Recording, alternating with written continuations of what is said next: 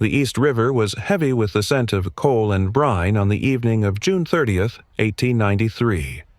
To the casual observer strolling along the New York waterfront, the steam yacht Oneida appeared to be preparing for a standard leisure cruise. Its polished brass rails gleamed under the gaslights, and its white hull stood out against the dark, oily water. But beneath the veneer of a summer excursion, the vessel was being transformed into a floating operating theater for the most important patient in the United States. Grover Cleveland, the 24th president, walked toward the pier with a heaviness that had nothing to do with his imposing 250-pound frame. At 56, he was a man known for his physical robustness, a human buffalo, who had weathered political storms that would have crushed lesser men. But tonight, he was vulnerable. He moved with a deliberate slowness, flanked by his personal physician, Dr. Joseph Bryant, and Secretary of War Daniel Lamont. They spoke in hushed tones, their eyes scanning the docks for any sign of the press. Secrecy was not just a preference, it was a matter of national survival. The country was teetering on the edge of an abyss. The panic of 1893 had struck with devastating force just months into Cleveland's second term. Banks were collapsing, railroads were entering receivership, and the stock market was in freefall. The nation's gold reserves, the bedrock of the currency, were draining away, threatening to plunge the United States into financial anarchy. Cleveland was the only figure standing between order and chaos. He was the champion of the gold bugs, the defender of sound money against the rising tide of Silverites who demanded inflationary measures. If the public knew that the president was gravely ill, the fragile confidence of Wall Street would shatter. The run on gold would become a stampede, and the economy would collapse. The diagnosis had been a shock. On May 5th, the day after the opening of the World's Columbian Exposition, Cleveland had noticed a rough patch on the roof of his mouth. He had ignored it at first, consumed by the demands of office and the endless line of job seekers, but the patch had grown, transforming into an angry, ulcerated crater. Dr. Bryant's assessment was blunt and terrifying. It was a malignant tumor, a bad tenant that needed immediate eviction. "Were it in my mouth," Bryant had told him, "I would have it removed at once." Removal meant a major surgery, one that involved excising a significant portion of the president's upper jaw. In an era before antibiotics, with the stigma of the dread disease cancer equaling a death sentence in the public mind, such news would be political suicide. Moreover, Vice President Adlai Stevenson was a Silver sympathizer. His ascension would signal the end of the gold standard. Cleveland had agreed to the knife on one non-negotiable condition. The tumor had to be removed secretly. So the cover story was concocted. The president would take a 4-day fishing trip to his summer home, Gray Gables on Buzzards Bay. It was a plausible excuse. Cleveland's love for fishing was legendary, a solitary pursuit that fit his taciturn nature. The Oneida, owned by his close friend Commodore Elias Benedict, offered the perfect sanctuary. As Cleveland boarded the yacht, he lit a cigar, the smoke curling up into the humid night air. He sat on the deck, chatting with the crew, projecting an air of calm he did not feel. Below deck, however, the reality was stark. The saloon had been stripped of its furniture. A single straight-backed chair was lashed to the mast to prevent it from sliding should the sea turn rough. The medical team Bryant had assembled was the finest in the country, smuggled on board from different locations to avoid suspicion. Among them was Dr. William Williams Keene, a pioneer in brain surgery, and Dr. Ferdinand Hasbrook, a dentist specializing in anesthesia. They were about to attempt a procedure of immense complexity on a moving boat with limited lighting and no backup. As the Oneida cast off and steamed into the darkness of the Long Island Sound, Cleveland looked back at the city lights. He knew that by sunrise he would be under the knife. The fate of his presidency and the economic solvency of the nation rested on the steadiness of Dr. Bryant's hand in the rocking cabin below. The engines thrummed a low, steady rhythm as the president descended into the makeshift operating room, leaving the safety of the shore behind. The morning of July 1st, 1893, brought a small mercy. The waters of the Long Island Sound were calm. The sun beat down on the Oneida's deck, but inside the saloon, heavy curtains were drawn tight to block the light and prying eyes. The air in the small room was thick, smelling of antiseptic and the ocean. A single electric bulb, powered by a portable galvanic battery brought aboard for this specific purpose, cast a stark, sterile circle of light on the oak chair bolted to the mast. Dr. Bryant stood by his instruments, checking the scalpels, the bone chisels, and the retractors. His face was a mask of concentration. There was no room for error here. A slip of the knife could sever the carotid artery or pierce the eye. At shortly after noon, Grover Cleveland entered the saloon. He had exchanged his suit for a simple robe. He looked at the chair, then at the men who held his life in their hands. There were no speeches, no dramatic farewells. He was a man of duty, and this was simply another task to be endured. "I am ready," he said. He sat in the chair, his massive body filling it completely. Dr. Janeway, the general physician, took his place to monitor the president's pulse, his fingers pressing lightly against the thick wrist. Dr. Erdman stood ready to pass instruments and sponge away the blood. Dr. Hasbrouck stepped forward with the nitrous oxide. The dentist's role was the first hurdle. Before the tumor could be reached, the teeth anchored in the diseased bone had to be extracted. He placed the mask over Cleveland's face. "Breathe deep," Hasbrouck instructed. The gas hissed softly. Cleveland inhaled, his chest rising and falling in a slow rhythm. His eyes closed, and the tension in his jaw went slack. Hasbrouck worked efficiently, using forceps to wrench the two upper left bicuspids from the gum. Blood welled immediately, dark and slick in the artificial light. Erdman moved in with a sponge, soaking it up before it could run down the president's throat. Aspiration, choking on one's own blood, was a lethal risk in this era. With the teeth removed, Hasbrouck switched the anesthesia to ether. The heavy, sweet chemical smell filled the cabin. The president slipped into a deeper, more dangerous unconsciousness. Dr. Bryant picked up the scalpel. He leaned into the light, his shadow falling across the president's open mouth. He inserted a cheek retractor, pulling the lip back as far as it would go. The tumor was exposed, a granulating, cauliflower-like mass eating into the hard palate. Bryant made his first incision. He cut deep into the roof of the mouth, tracing a wide arc around the malignancy. The blood flow increased, requiring constant sponging. He worked with the precision of a sculptor, careful to keep the blade inside the mouth. There could be no external incision. The president's face, his famous mustache, had to remain untouched. If he emerged with a scar, the secret would be out. The yacht rolled, gently on a swell. Bryant froze, scalpel hovering until the deck leveled. He exchanged the knife for a bone chisel and a mallet. The sound of steel striking bone cracked through the silence of the saloon. Bryant was fracturing the upper jaw, separating the infected maxilla from the skull. He worked the bone loose, removing it in fragments to avoid tearing the soft tissue of the cheek. He pulled a large section of the jawbone free and handed it to Erdman.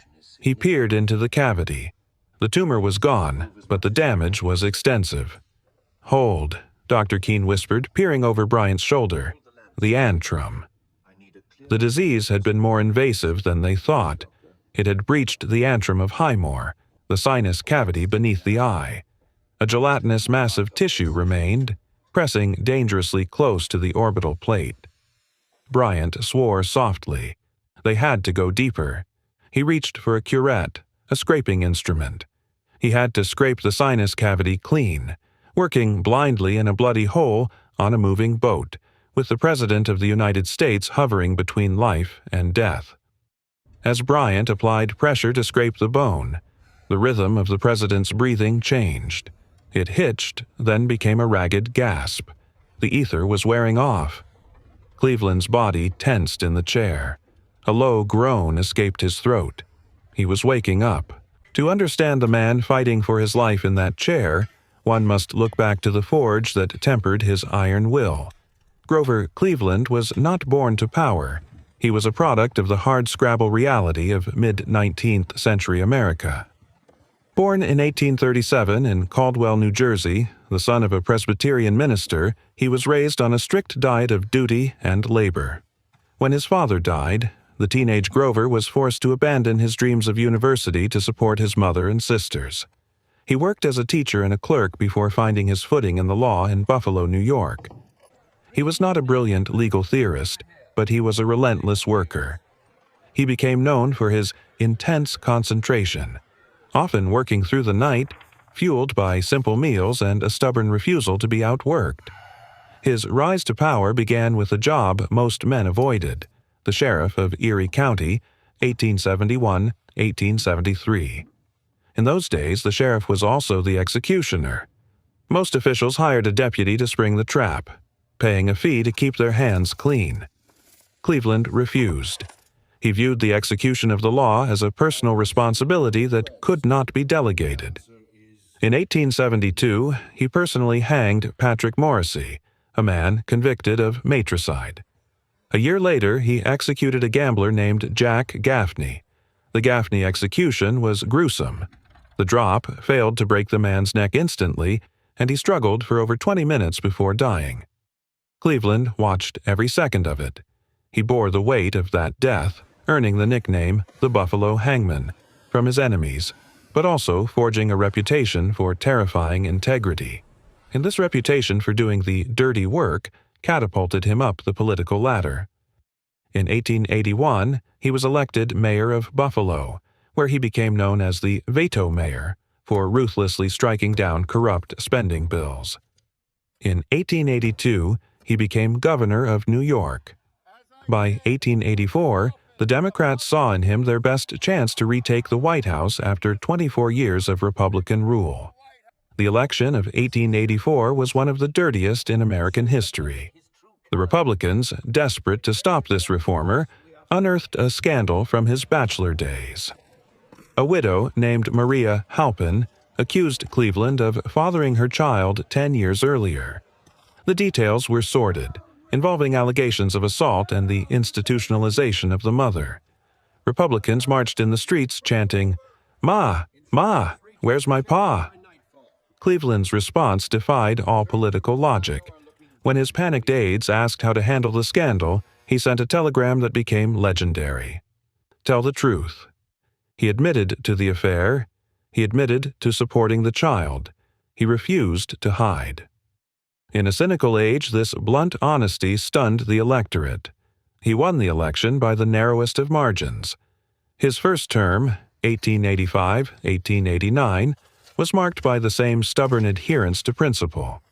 He vetoed hundreds of fraudulent pension bills for Civil War veterans, angering the powerful Grand Army of the Republic. He famously vetoed the Texas Seed Bill, declaring, "Though the people support the government should not support the people." He worked late into the night, reading every bill himself, trusting no one else to ensure the public trust was kept. During this time, the White House also saw a softening of his image. In 1886, he married Frances Folsom, the 21-year-old daughter of his late law partner in the Blue Room, the only president to marry inside the executive mansion. But honesty has a political price. His crusade against high protective tariffs alienated the business interests of the North. In the election of 1888, the machine struck back. Although Cleveland won the popular vote, he lost the Electoral College to Republican Benjamin Harrison. On a rainy March day in 1889, Cleveland held the umbrella for Harrison as he left the White House. He was defeated, but he was not broken. As they packed to leave, Francis Cleveland told the White House staff, "We are coming back 4 years from today." It was a promise that seemed impossible to keep, yet history had not seen the last of Grover Cleveland. No president in American history had ever lost a re-election bid and returned to win a second term. The defeat usually signaled the end of a political career. For the next 4 years, Grover Cleveland became a private citizen, a president in exile. He moved his family to New York City, settling into a modest brownstone at 816 Madison Avenue. He returned to the law, joining the prestigious firm of Bangs, Stetson, Tracy, and McVeigh. For a man who had wielded the executive power of the nation, the transition was surprisingly smooth. He took the streetcar to work, often seen gripping the strap like any other commuter. He acted as a referee in business disputes, his integrity making him a highly sought-after arbiter.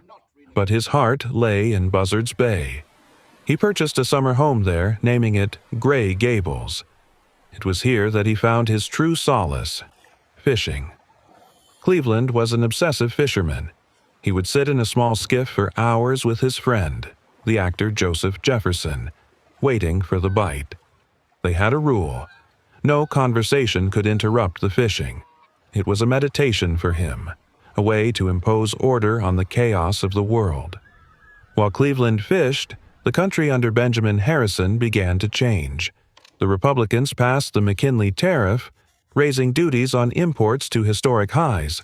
They passed the Sherman Silver Purchase Act, forcing the government to buy millions of ounces of silver every month, paying for it with treasury notes that could be redeemed for gold. From his law office and his fishing boat, Cleveland watched the storm gather.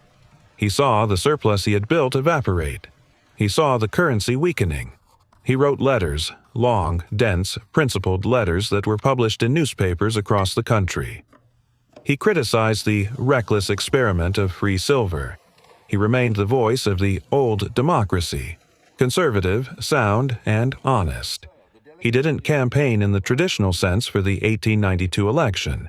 He refused to travel and give speeches, believing the office should seek the man. This law office strategy worked. The Democratic Party, fracturing under the pressure of the populist movement in the West, realized that Cleveland was their only anchor.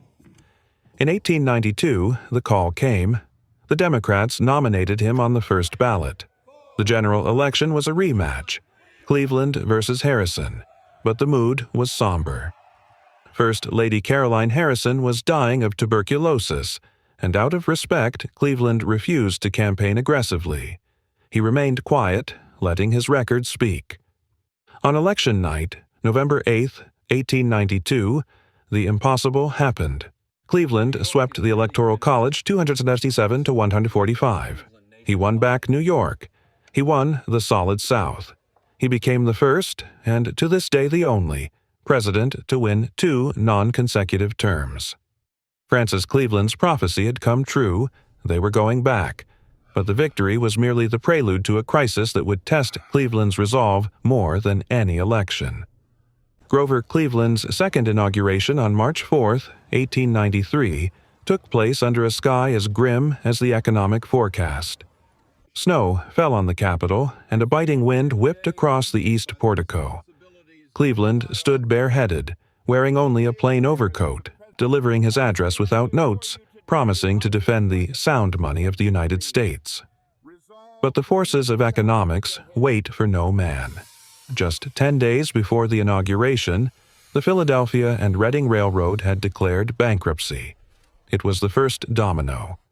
By May, the Panic of 1893 had arrived. It was a depression of terrifying speed. Banks closed their doors by the hundreds. Factories shut down. The unemployment rate began a climb that would reach nearly 20%. But the most immediate danger was the gold reserve. Under the Sherman Silver Purchase Act, investors could trade their silver-backed paper money for gold. As confidence fell, everyone wanted gold. The Treasury's vaults were emptying. If the reserves fell below $100 million, the government would be forced to suspend gold payments. The dollar would crash. Cleveland was a man under siege. He sat in the White House working 18-hour days, trying to stem the tide. He called for a special session of Congress to repeal the Silver Purchase Act. He was the general of the gold forces, holding the line against the populist rage for silver. Foreign affairs also demanded his attention. In Hawaii, a group of American businessmen had overthrown Queen Liliuokalani and were demanding annexation. Cleveland, disgusted by what he saw as an illegal act of imperialism, withdrew the annexation treaty from the Senate. He sent a special commissioner, James Blount, to Honolulu to investigate. Blount ordered the American flag lowered from the government building in Honolulu, signaling Cleveland's refusal to endorse the coup. It was a controversial move that enraged expansionists, adding to the political firestorm consuming the president. And then the personal crisis struck. On May 5th, the rough patch appeared. By June, it was a tumor. The timeline was cruel. The special session of Congress was scheduled for August 7th. Cleveland had to be there to force the repeal of the Silver Act. If he was absent, the repeal would fail. If he was dead, the repeal would fail. If he was known to be dying, the panic would intensify into total ruin. The secrecy was not vanity, it was statecraft. Dr. Bryant's diagnosis in June left no room for negotiation. The surgery had to happen immediately, and it had to happen before the August session. The cover story of the fishing trip was finalized. The Oneida was prepped. The doctors were summoned. As Cleveland boarded the yacht that evening in June, he was carrying the weight of the entire American financial system on his shoulders. He was the indispensable man, and he was about to have his head cut open. We return to the moment of crisis. The date is July 1st, 1893. The place is the saloon of the yacht Oneida. President Cleveland groaned, his body shifting in the bolted chair. The ether was wearing off too soon. The pain of the chisel in his jaw was cutting through the fog of anesthesia. Dr. Hasbrouck, sensing the catastrophe, immediately adjusted the mask. He dripped more ether onto the gauze, increasing the concentration. "Breathe, sir," he urged. The heavy fumes filled the president's lungs again. His struggles ceased. He slumped back into the darkness. Dr. Bryant did not stop. With the president sedated once more, he returned to the curette. He scraped the sinus cavity with ruthless efficiency, removing the gelatinous tissue of the tumor that had invaded the antrum. He worked until he felt clean bone. Now came the final excision. The entire upper left jawbone, from the first bicuspid to the last molar, was gone. A massive cavity, a gaping hole, connected the president's mouth directly to his nasal passages. It was a gruesome wound. Bryant packed the cavity tightly with iodoform gauze to stop the bleeding. The operation had taken 90 minutes. As the surgeons stepped back, wiping the sweat from their foreheads, the magnitude of what they had done settled in. They had saved the president's life, but they had left him a mutilated man. Without his upper jaw, Cleveland's speech would be unintelligible, a hollow, nasal mush. How could he address Congress? How could he lead? The solution lay with Dr. Casson Gibson, a prosthodontist who boarded the yacht days later. He worked to fashion a miracle, a custom-fitted obturator made of hard, vulcanized rubber. It was designed to fit precisely into the surgical defect, closing the hole in the palate and providing a surface for the tongue to strike against. When Cleveland was well enough to try it, the result was improved speech. Though his voice was slightly different, it was clear. The bushy mustache, which Bryant had carefully preserved, hid the collapsed lip. To the eye, he was the same man. The Oneida docked at Gray Gables on July 5th. Cleveland walked off the boat, supported by his friends claiming a bad case of rheumatism. He secluded himself in his home, recuperating. But the secret was leaking. On August 29, 1893, a journalist named E.J. Edwards published a bombshell report in the Philadelphia Press. Under the headline, "The President a Sick Man," Edwards detailed the surgery, the removal of the jawbone, and the yacht. It was a scoop of incredible accuracy. The White House response was a masterclass in disinformation. They denied it flatly. They unleashed a campaign to discredit Edwards, labeling him a calamity liar and a disgrace to journalism. The public, trusting honest Grover, believed the president. Edwards' reputation was destroyed. Cleveland returned to Washington in August. He walked into Congress. He spoke. He forced the repeal of the Sherman-Silver Purchase Act. He saved the gold standard. His second term would be marred by the ongoing Depression and the Pullman strike of 1894, where he controversially sent federal troops to Chicago to break the railway boycott, engaging in a bitter telegram exchange with Governor John Altgeld. But he had survived the immediate crisis.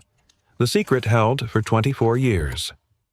It was not until 1917, 9 years after Cleveland's death, that Dr. Keene finally published the truth in the Saturday Evening Post, vindicating E.J. Edwards. Grover Cleveland remains a singularity. He is the only president to serve 2 non-consecutive terms. He is the only president to be married in the White House. And he is the only president to have a secret surgery at sea to save the nation's economy. He was a man of iron will who lived a lie to tell a greater truth, that the president was strong and the Union was safe.